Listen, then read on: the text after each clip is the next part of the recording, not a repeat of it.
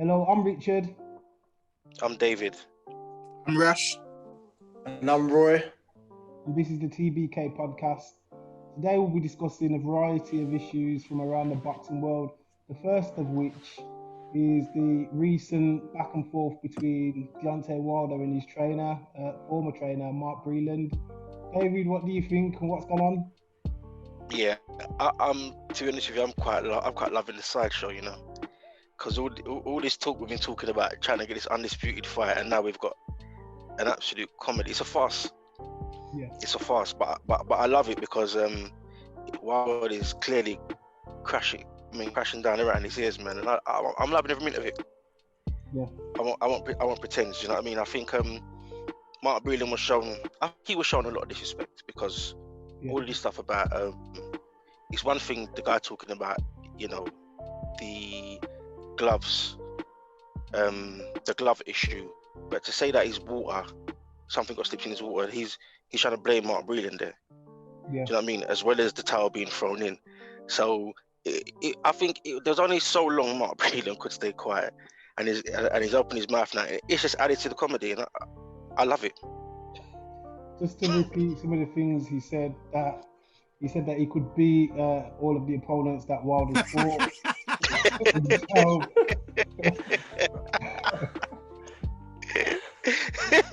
The thing is, that's probably true though. Wow. He said that he can't throw a jab. He's only thrown a jab against Stavern in the first fight. That's true though. Skip rope. He said that he doesn't run and he doesn't hit the heavy bag. What do you think, Rash? That's like you're saying, some of the things that Breland was saying. Like, I understand you got kind of thrown under the bus. The way he's going, like he's trying to throw Wilder under the bus as well. You know what I'm saying? Like, bro, sorry, my man said he could beat Joshua. Like, he was talking a bit spicy, bro. I could beat Joshua. Like, I was just like, bro, like it just makes me think that he's a bit like salty as obviously he's been a bit disrespecting or whatever, but it just makes me feel like he had a bit of an agenda all along. So I don't know, but we all know Wilder can't really box that well. Like, it's just his power is just the equalizer. Do you know what I'm saying? But we have to just see where Wilder goes to him, and I'm kind of glad that Charles Martin fight kind of fell out of the negotiations though, because that's not a fight I wanted to see or cared to see. I'm not gonna hold my breath, but I'm hoping Wilder and Andy Ruiz can come to some type of deal. Really, that would be fantastic. That would be brilliant.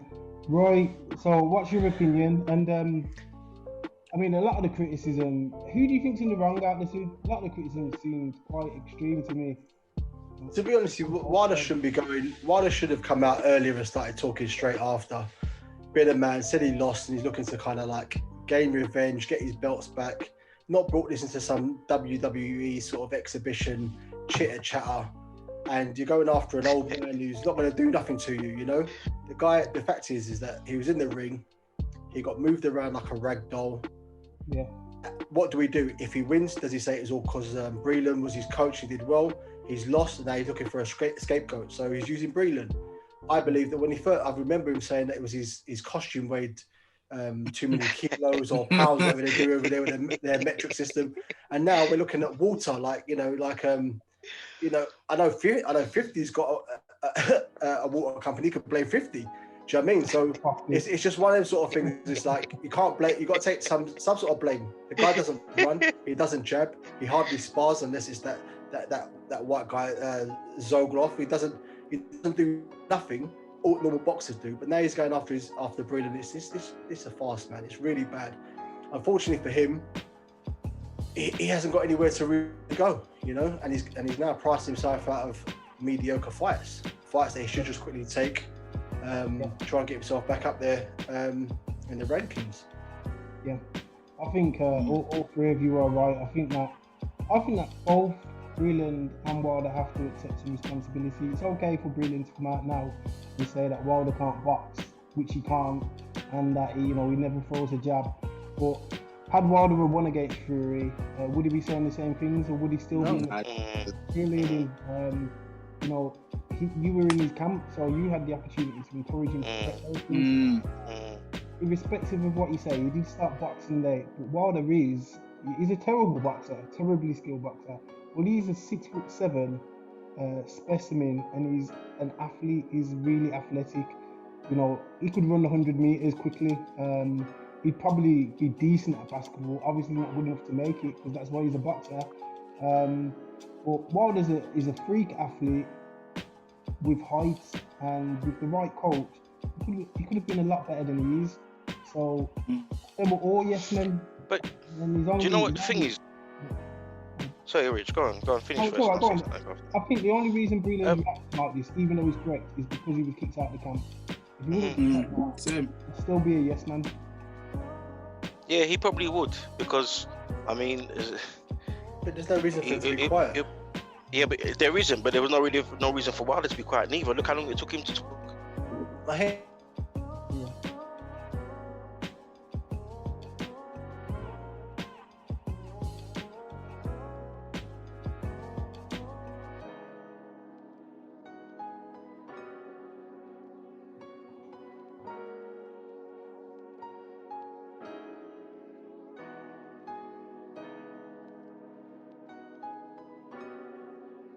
He could have tested himself a lot more.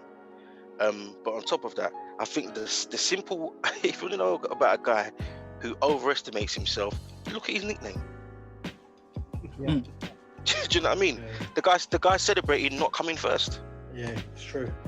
Yeah. Do you know what I'm saying? Yeah. So at the end of the day, you know, and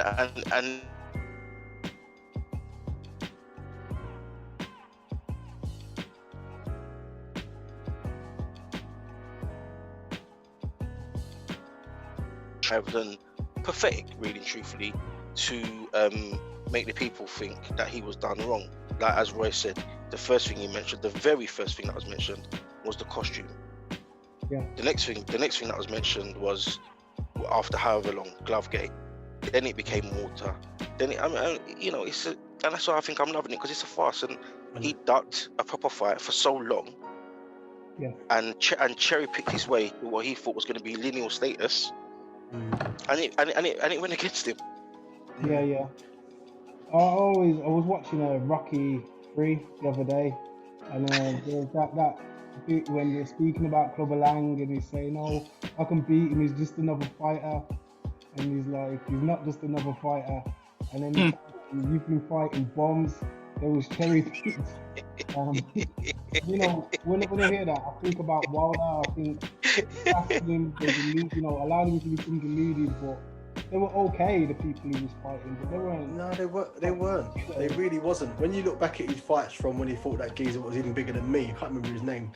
That guy was huge. And then when you really check it and you think he fought Audley Harrison. Yeah.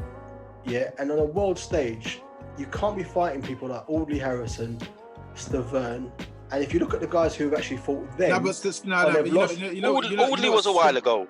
Audley was a while ago, though. Stavern was the WBC champion at the time. Yeah, you can say that he took, but the quality. Yeah, but you have to listen only because I'll just say that he never fought anyone that was of a status until Tyson Fury. None of them had a skill set of being in there with Ruiz, Parker, White. You know, I won't go as far as like putting all the other guys in there, which are B-level fighters, but to start having a fan base that he has and saying, my people, my bronze brother family, like will be back. And then when I listened to LDBC today, and they're like, yeah, you go, champ. Yeah, I get it, man. Like he's a champion. He's been a champ. We empower our people to be the best, but this guy's a fraud, man. The guy beat no one. The LDBC are like their spokesman. Do you know what I mean? Whatever the agenda is, I mean, I don't have to delve into it, and I don't think I'm necessarily going to disclose what I've read and stuff on here. But if you look at it properly, I mean, we can't take what we hear from the LDBC very seriously anyway. They're cheerleaders. Do you know what I mean? Yeah, no, I hear you. On top of that as well, I mean, all right, the Harrison fight. No, he had every right to take that fight because that was before he became a champion. He had every right to take that profile. Fight. Yeah, exactly. After building your profile, he was still picking like. Yeah, of course, but then if you think about it, selling us fights like Brazil, like I'm not having you. Yeah, but come on, man. I mean, look, at the end of the day, the problem with the Brazil fight. Sorry, we're going long into this one now. Okay. The problem with the Brazil fight for me was the simple fact: if Joshua kept quiet, the Brazil fight doesn't take on anything. But because he said right before the fight, "Oh, well, let's see if he does him quicker than I did," and we saw what happened next. That added to the disillusion. Yeah, we all saw from the Joshua fight. Joshua needed rounds, so he carried Brazil for as long as he needed to, and then he finished him. Do you know what I mean? Brazil was he's no real top level heavyweight. No. Yeah, he's a BC fighter. He's Yeah, a big fighter. DDF, man. Yeah, well, even that. But you look at I think where Wilder went wrong was after he became champion, and not necessarily a fight or two fights, but like when it was still 5 and 6 later. To fight Stiverne again, to fight Ortiz, to fight Ortiz twice. There are fights he didn't need to take. He's been messing up. He's been advised, yeah, but the problem is he's been advised. He's watching which ones are a lot easier for him to actually to take on and complete without having no issues. Yeah. You know, I'm surprised he didn't fight Spilker twice. It's just one of them sort of guys, you know. It's unfortunate. Well, he wouldn't fight. He wouldn't fight. I'm trying to see how he was beating him up. To be fair, a lot of them were, you know, Ortiz was as well in both. That was Gerald Washington. They were all beating him up apart from Mace Stiverne, right? A lot of the things that Wilder talks about, he speaks about the ancestors and he tries to play that angle a lot. The reality of it is the ancestors may have been smiling on Wilder because had he gone to Russia like he was supposed to and fought Povetkin when that was supposed to happen, that would have been the end. You wouldn't, Povetkin is a better and more proven fighter than Luis Ortiz. He almost had him out of there. In Russia, he ain't getting no extra time to recover. He was supposed to fight Povetkin in Russia, and that would have been the end. We wouldn't have been talking about Wilder now. So fortune smiled on Wilder a few times, and it's allowed him to, make a good living, which I can't resent. Let's move on. I think that was a good discussion. We could speak about that all day. So next is, I don't want to sound disrespectful, so he didn't have a great record, but he's still a great based on what he accomplished. The great Leon Spinks has died at age 67. Rest in peace. R.I.P. man. Crash, so have you watched Spinks stop Ali? I couldn't bring myself to watch that, man. I think you don't want to see Ali guy like that, man. But obviously, there was the Spinks brothers, so They did bits in the Olympics as well. They were good amateur boxers. They came through the American system and everything. So, it's always a shame when you lose a boxing legend and everything, man. So just rest in peace, Leon Spinks, man. He did his thing when he was active, and it comes a time when everyone's time comes, unfortunately. Yeah, it's true. So, Roy, I think it's quite interesting how boxing has changed because not only did he had that fight with Muhammad Ali. He had 2 fights with Ali. Yeah, he lost the second fight, but the fight that he won in his 7th pro fight. So not only did he have that fight, he went on to win. I can't imagine, with the exception of Lomachenko, who was fast-tracked, a fighter turning pro and being given a shot at a current or former world champion so quickly, of such high repute. What do you think about that, and would you expect to see that type of thing again? And of course, this is in no way a criticism of Ali. I think this is what we discussed before, like having minimal belts and people fighting who is available and who people believe is in the top 5, and having the fights happening a lot more of a quicker turnaround. Obviously, there was less promoters back then, in the sense of Arum and King, but when you look back and you think, the Spinks brothers, the Holmes, it was a big era of boxing. So chucking people in who you couldn't say they weren't credible, because obviously he won one and lost one, and also fought Holmes as well, didn't he? But I think you can do that because, in essence, we call a lot of them now journeymen, and they get the shot, and you can underestimate someone sometimes. Someone like Chisora has been. And Dave Allen's been our journeyman of today. Had, let's say, Stiverne had the belt and given a journeyman the way that Wilder's giving people shots in his 35th fight, and someone like Chisora bangs you out, you're in that same situation. You've got someone getting a shot early on and can all of a sudden become heavyweight champion. Yeah. That win can also change your mentality of a journeyman to believing in yourself and becoming a better fighter, and getting a better, because sparring is happening anyway. These guys always seem to spar each other in amateurs and the younger years are coming up in smaller boxing gyms. So yeah, these sort of things should be happening today. We should be giving the likes of Bakoli and Hergovic shots. Give them these new silly belts that we keep producing each year. Give them the silver belt shot. Give them a shot at the WBA regular. Let's get more fights instead of them waiting for the bigger shots. Give some of the guys who are coming up the shots, the Joyces. Let's have 2 or 3 heavyweight fights a year, as long as you're not being knocked out, obviously, and then we'll see where everyone stands. And that's how the likes of the Spinks brothers were actually known. They were good fighters. We wouldn't have known that had we had so much restrictions on them fighting.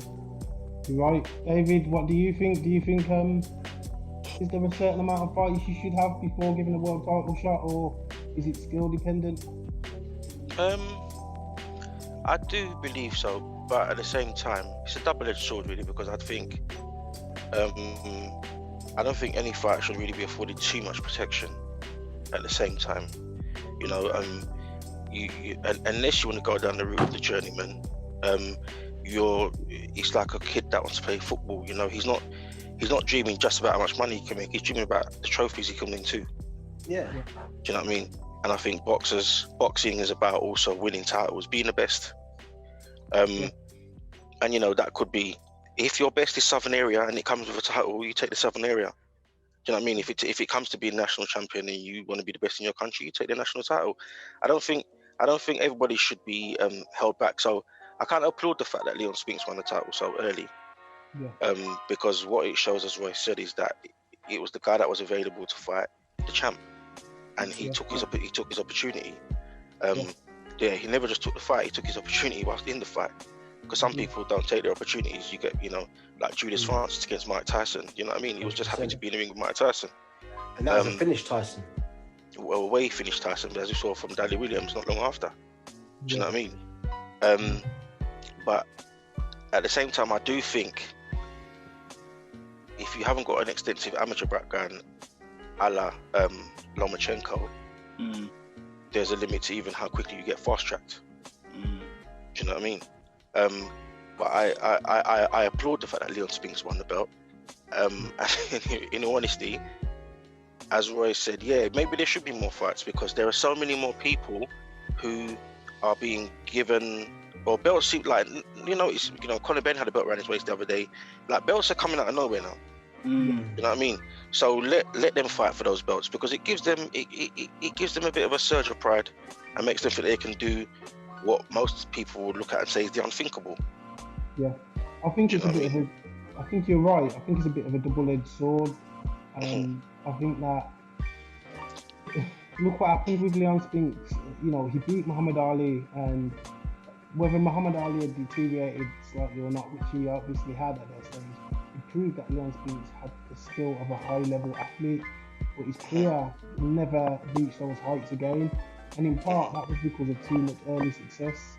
It's like with child stars, they all end up addicts or, with some other issues because they're not yet ready for, that high level of success. And I think it can come too early to a fighter as well. I mean, I had this conversation with some other friends when speaking about boxing, where I said that Anthony Joshua has been sped along quicker than Lomachenko, and they were like, "Oh no, what are you on about? He hasn't. Lomachenko had a world title fight in his second shot," which is true. But what I'm talking about is comparatively.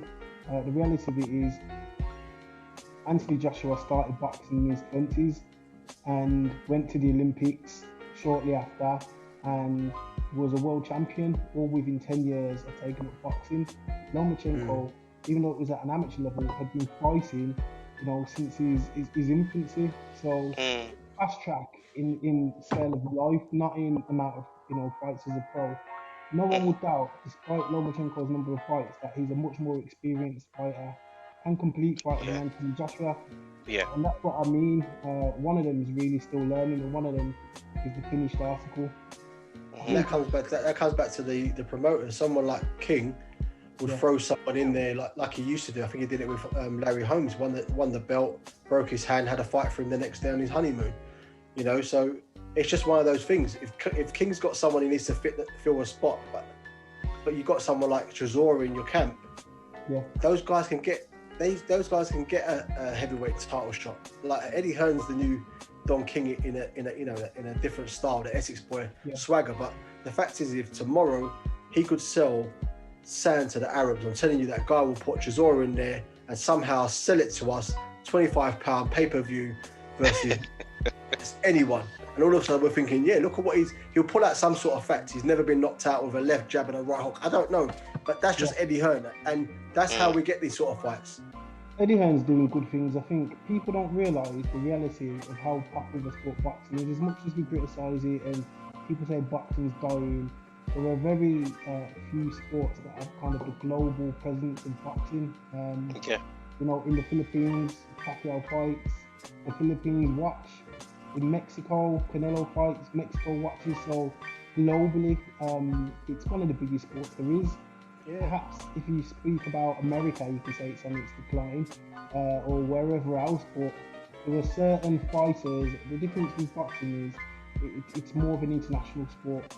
So it would Can you imagine taking Eddie Hearn out at the moment? Imagine he didn't go down that path and started doing the promotions for darts. You'd have Warren, Shelley Finkel, Al Heyman, and Don King still running boxing. Rubbish. It'd be just like listening to a Zoom lesson with some old people. Do you know what I mean? It would be so boring. Like, you just want to get out. We'd all be watching UFC for real. So Eddie Hearn's brought it back, man. He brought it back. Let's move on to some of the interesting comments made by Charlo, brother. He said a few things. I mean, the first thing he said is that there was no in the Fury Joshua fight, and just that, you know, the Wilder Fury fight, she's saying that Wilder just got his ass beat. But then he went on to say some even more unusual things. He said that he's not fighting David Benavidez because what did he say? He's under 25. He's under 25, yeah. And he hasn't had his vaccine. And until he has his vaccine, he can't get it. Well, apparently kids can't get the COVID, so what's he worrying for? The man's under 25, what's he arguing for, man? Come on, man. Come on, man. This is ridiculous. Man. We had Mike Tyson, it was in the heavyweight champion at 18. What kind of, that's like saying you're not going to fight Pacquiao because he's 42. Yeah. Do you know what I mean? Oh, this is ridiculous. Roy, go ahead. We'll start with you. Listen, man, it's like, if there was any way someone's, I'm not saying he's trying to duck out of this fight. It's a dangerous fight for him whilst they're building their profile. And they're getting the likes of Canelo. People are talking they should be fighting Triple G. That's the money fight. That's the fight that you want. The Benavidez fight, to the world of the casuals, they probably don't even know who he is. But he's a meme, man. That combination is a meme that goes around. You don't know who he is, but you'll know at the end of the night. As that guy said once, if you don't know who I am, Google me. Google. You'll find Benavidez. You know what I mean? Google. So for me, trust me, man, I want to see that fight. But if these guys are starting to duck, we only did a video not so long ago about people ducking them. Now we're saying that they're possibly ducking Benavidez using the excuse. Yeah. People are fighting the young Ryan Garcia. We're chasing old age pensioners with Mayweather and Floyd Mayweather and Pacquiao. Now we're saying we won't fight people under 25. It's ridiculous to me, man. You fight, get paid, get the belt, leave a legacy, become a Hall of Famer. Make sure you can still talk after the end of your career, man. That's boxing, man. Don't make excuses. Yeah. Rash, I think the Charlos have always been well-spoken. They're like angry young men, aren't they? They're really angry. I don't know what they're so angry, but firstly, who would you choose in a fight between the two? Should they fight? And I'd have to pick Wait, what if the Charlos fought each other? No. That's what I thought as well, actually. Yeah, no, I'd have to pick Benavidez for now because obviously Benavidez has been at 168 for a while. We haven't seen if Charlo can move up in weight, but yeah, it's just bizarre. It's fucking bizarre. I've never heard someone say that type of shit before. That I'm not fighting someone because they're not.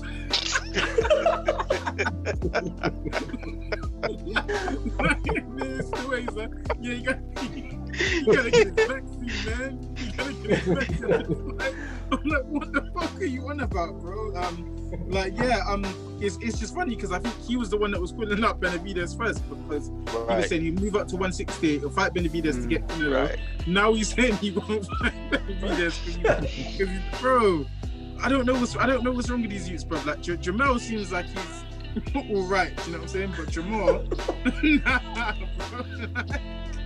I don't want to hear no one chat about how Canelo's ducking this guy. No, bro, I don't want to hear it, innit?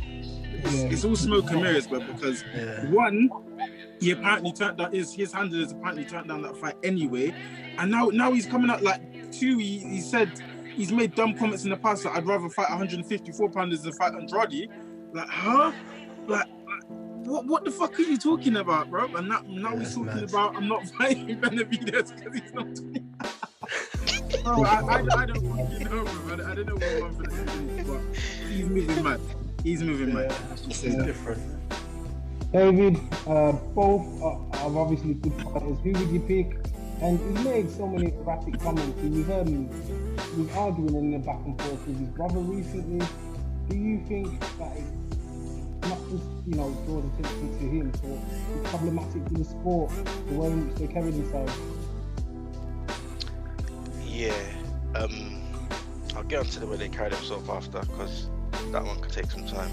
I think I do think Benavidez, just because of the reasons that Rash gave, but anything is possible at the same time, because it's clear that he can bang.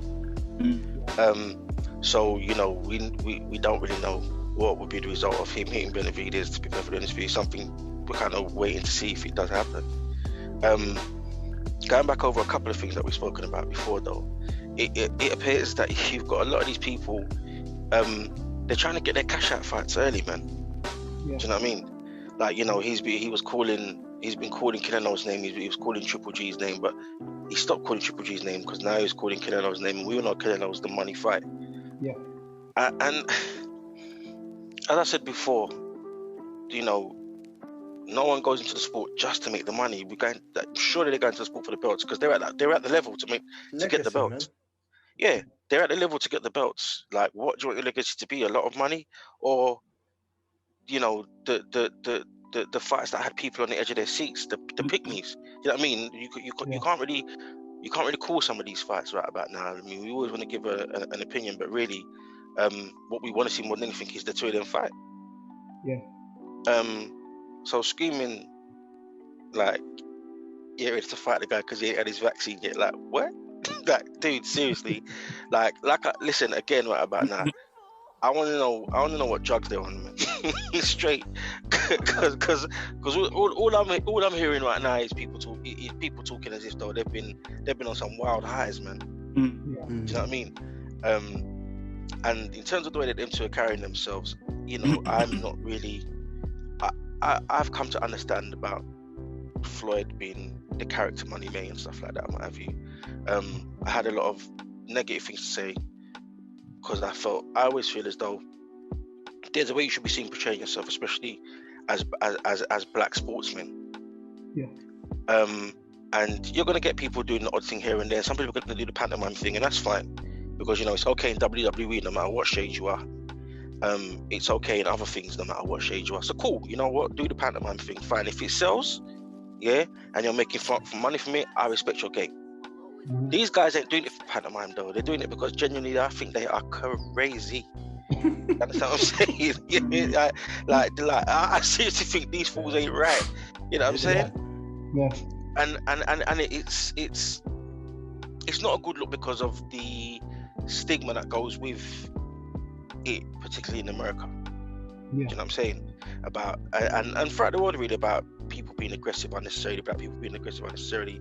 And before I carry on speaking, this isn't a pro-black anti-white stream or channel, but at the end of the day, it's almost like we know that there's a stigma attached to black people in the States, especially sportsmen, and playing up to it for no apparent reason. It's different if you did it like Floyd and got paid for it. Yeah. You know what I mean? They're not doing it like Floyd and getting paid for it. They're just doing it. And it's like, come on. Yeah, like, come on, guys, man. I mean, as Rash said before. They're just angry. They're very angry. Yeah, like they're just over emotional. You don't know every video that comes with either one of them. You don't know if you're gonna see tears or not, man. They're that erratic.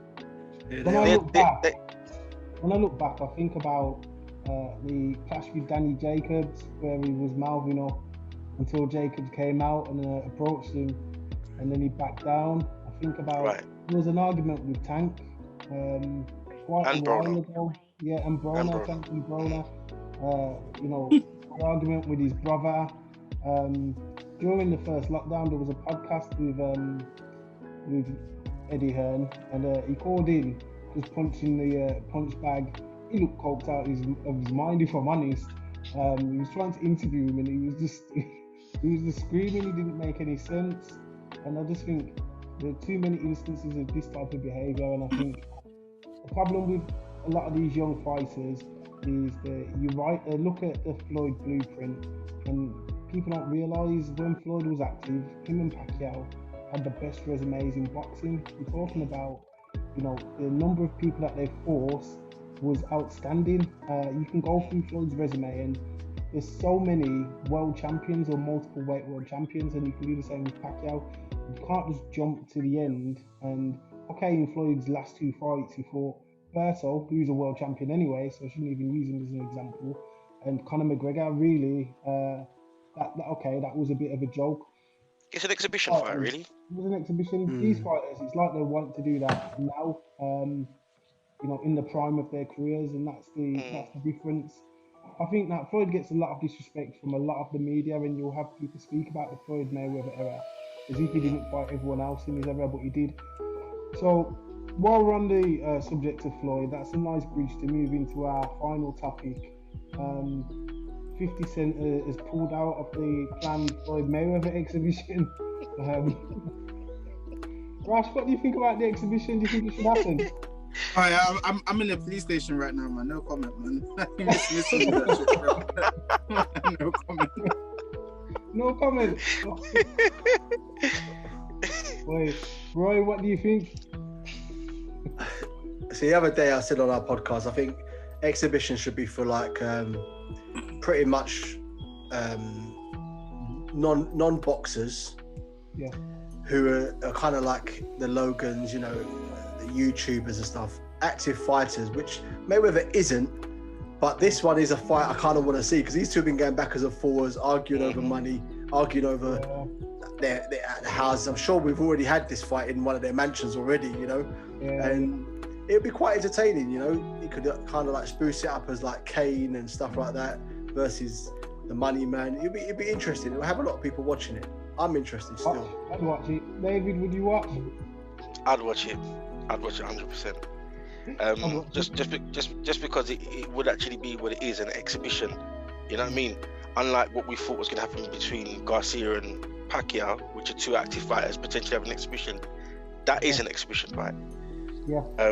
And as Roy just said, because they've been going backwards and forwards, especially when 50 started clowning him about his illiteracy. I mean, come on, man. come on. That alone is worth watching the fight, man. You know what I mean? I'd rather watch that than watch, you know, remember before we spoke about it, I'd rather watch that than watch Tyson and Holyfield 3, to be fair. Yeah. Do you know what I mean? I agree. I think that 50 is a funny person. He's quite an entertaining guy. But he's a bully, he's an industry bully. Yeah, he's a menace. He terrorizes people in the industry.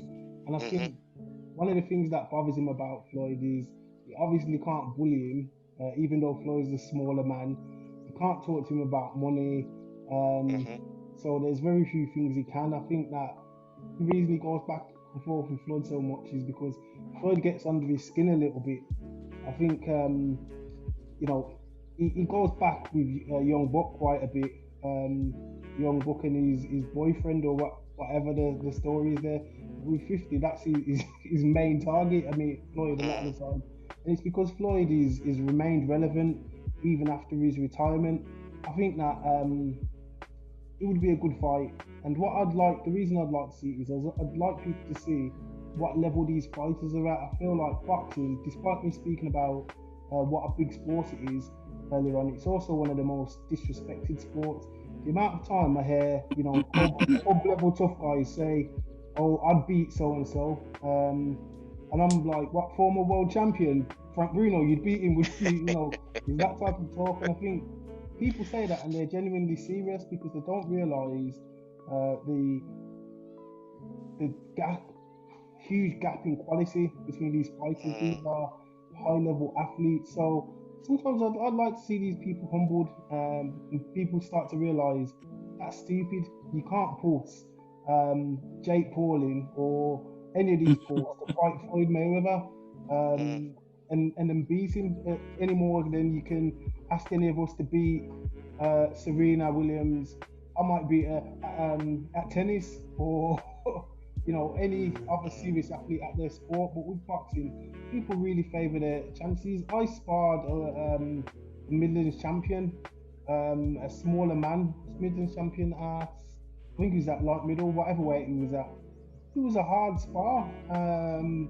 I've done a bit of amateur boxing, you know, as a hobby, but he's a smaller man, and other than me being able to use size against him, the skill level differential was mad.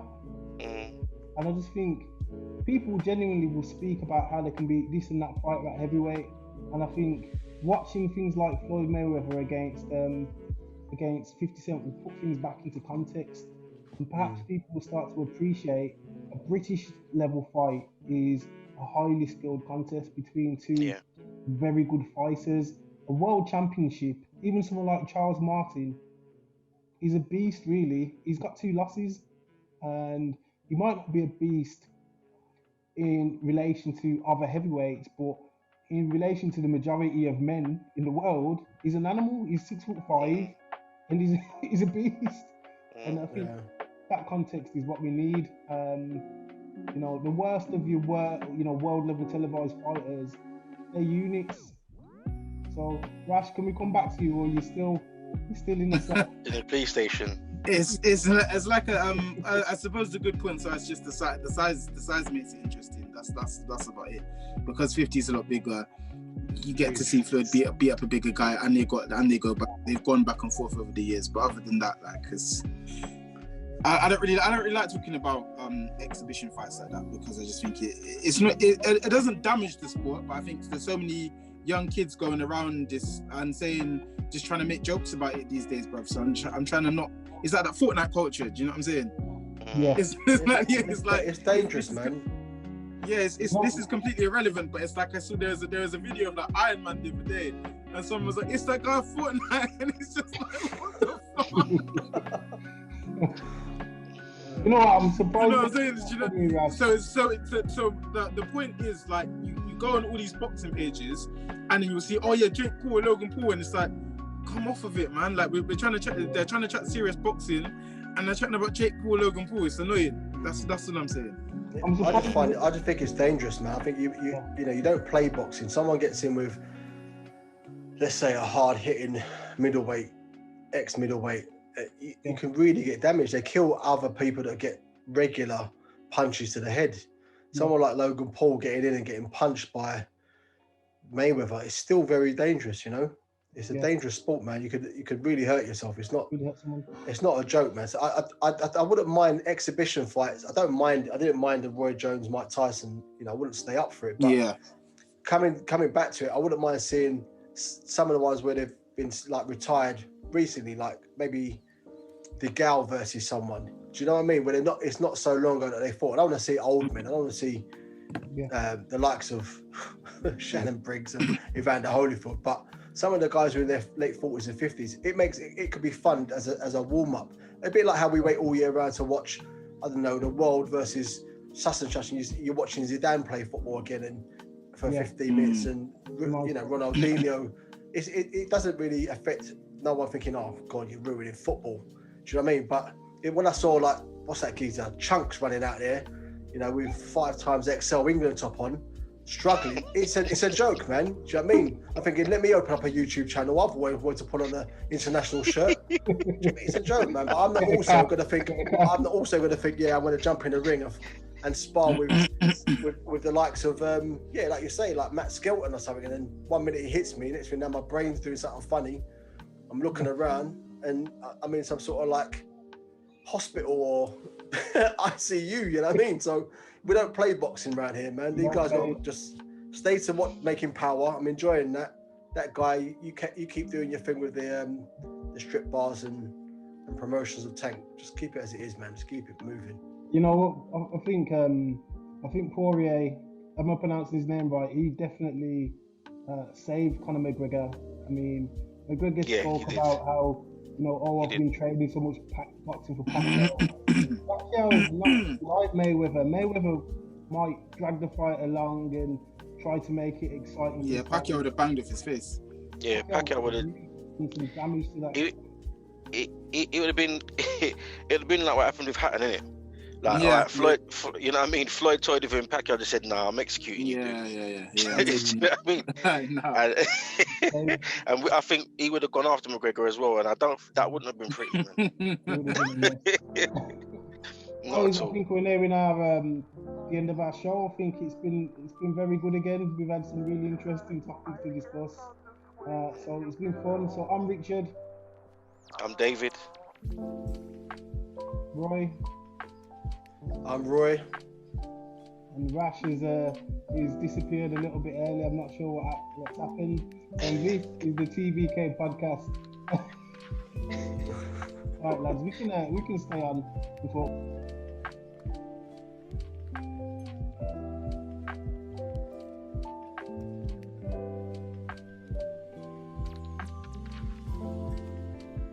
And this is the TVK podcast.